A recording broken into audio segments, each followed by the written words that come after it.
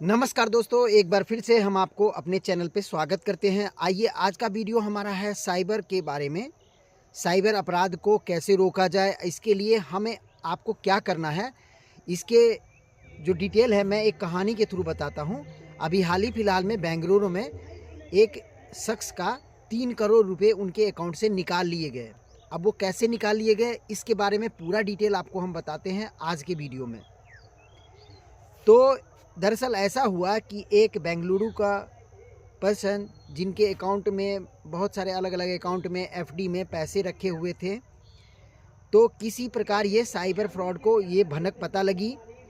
उन्होंने सबसे पहले उनको कॉल करके ये बताया कि आपको एक ऑफ़र दिया जा रहा है जिसमें आपको एक नया क्रेडिट कार्ड दिया जाएगा। वो क्रेडिट कार्ड विदेशी बैंक का है, विदेशी कंपनी का है। जो कंपनी 3-4 साल पहले 2 साल पहले इंडिया में बिज़नेस करती थी, बट वो अपना बिज़नेस बंद करके जा चुकी थी। उसके नाम पे साइबर फ्रॉड ने उनको कॉल किया कि आपको एक क्रेडिट कार्ड दिया जाएगा और इसके लिए आपको एक नया सिम भी लेना पड़ेगा। शख्स क्या करता है, एक नया सिम भी ले लेता है उसके कहने पे, और वहाँ पे उसको क्रेडिट कार्ड के नाम पर अपने कॉन्फिडेंस में लिया जाता है। नया सिम जब ले लिया जाता है तो कुछ दिन बाद उनको एक फ़ोन गिफ्ट कर दिया जाता है, जिस फ़ोन की कीमत 30 से 40 हज़ार के बीच है। तो ये फ़ोन गिफ्ट करके, सिम दे करके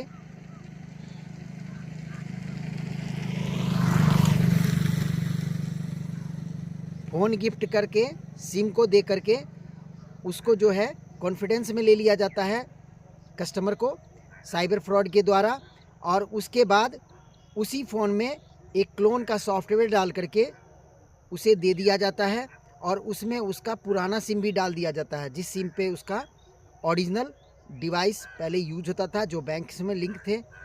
अब वो दोनों सिम, दोनों मोबाइल उनके पास है और धीरे धीरे उससे रेगुलर बात किया जाता है। जो आपका ये क्रेडिट कार्ड का ये वेरिफिकेशन है, इस तरह का ये है, उसको अपने कॉन्फिडेंस में ले करके डे बाय डे कुछ ना कुछ वो एक्टिविटी करते रहते हैं।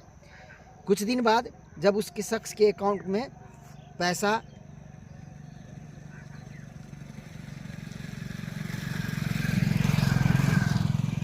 कुछ दिन बाद तक जब उसको अकाउंट में, जब शख्स को पता लगता है कि हमारे बैंक से कुछ पैसे निकालने हैं, वो बैंक जाता है किसी कारणवश, तब उसको पता लगता है कि हमारे अकाउंट में तो पैसे ही नहीं हैं, वहाँ से तो पैसे कटे हुए हैं। तब पता लगा, उनको पूरा डिटेल निकलवाया तो पता लगा कि जो उनके अकाउंट से 2 करोड़ 80 लाख रुपए घटे हुए हैं, जो उनके सेविंग अकाउंट्स में, अलग अलग बैंक के अकाउंट में, और कुछ एफडी के पैसे हैं वो सारे निकाल लिए गए। तो देखिए, किसी भी अनजान पर्सन से आपको भी बहुत सतर्क रहने की ज़रूरत है। अगर कोई बंदा आपको अनजान तरीके से फ़ोन करता है, आपसे ओटीपी मांगता है, किसी तरीके से आपको धमकाता है कि मैं टेलीकॉम डिपार्टमेंट में से हूँ, आपका वेरिफिकेशन करना है, आपका सिम नहीं तो अभी बंद हो जाएगा, 4 घंटे में बंद हो जाएगा। टेलीकॉम डिपार्टमेंट कभी भी आपको टेलीफ़ोन करके ओटीपी नहीं लेती। बैंकिंग डिपार्टमेंट कभी भी फ़ोन करके आपको ओटीपी नहीं लेती। कुछ पर्सनल जानकारी, जैसे कि आपको एक मेल भेज दिया, आपको कहेगा कि इसको वेरीफाई कीजिए तभी आपका अकाउंट चालू रहेगा या लिंक रहेगा। इस सब चीज़ में कभी भी झांसे में ना आए। कभी भी इस तरह का कॉल आए आपको बैंकिंग से, तो आप सबसे पहले आप अपने बैंक जा कर के पता करें। किसी भी रोड पे चलते हुए व्यक्ति का भरोसा ना करें। किसी तरह का अगर आपको पास टेलीफोन आता है, आपके पास आपको बरगलाया जाता है कि आपका ये करना है, वो करना है, कभी ना करें। और इस चीज़ से आप बचें, दूसरे को भी अलर्ट रहें। क्योंकि मैंने इस वीडियो में आपको बताया है कि बेंगलुरु में जो बहुत पढ़े लिखे लोग हैं, उनसे भी 2,80,000 रुपये, 2 करोड़ 80 लाख रुपए ठगे जा सकते हैं। तो आप अगर थोड़ा सा कम पढ़े लिखे हैं तो सोचिए आपका कॉन्फिडेंस कितना कम है। बट उस कॉन्फिडेंस को कभी भी साइबर अपराध के जाल में ना फंसें।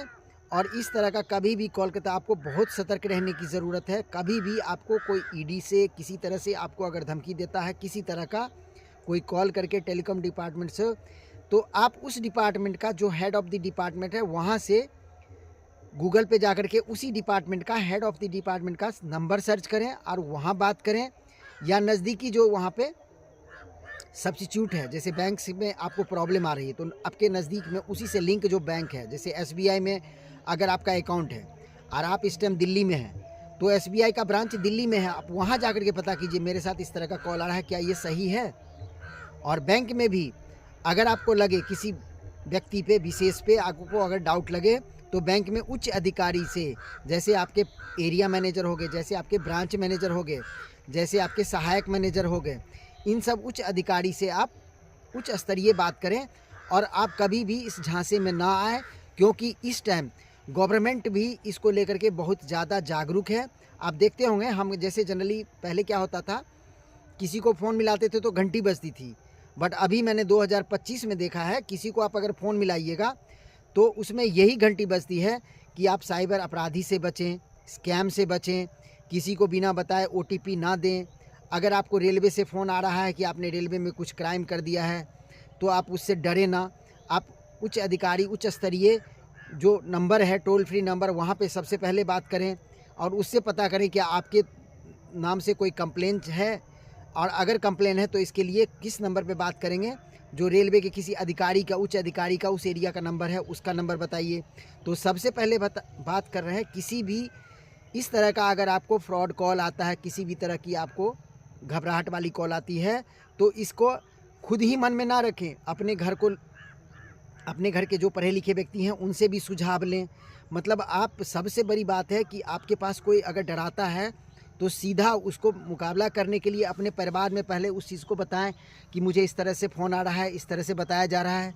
तो इस चीज़ से आप कैसे बचेंगे, इस चीज़ के लिए आपको बहुत एक्टिव होने की ज़रूरत है, क्योंकि जिस तरह आजकल सोशल मीडिया बढ़ा है उस तरह से अपराध भी भरे हैं सोशल मीडिया के ज़रिए।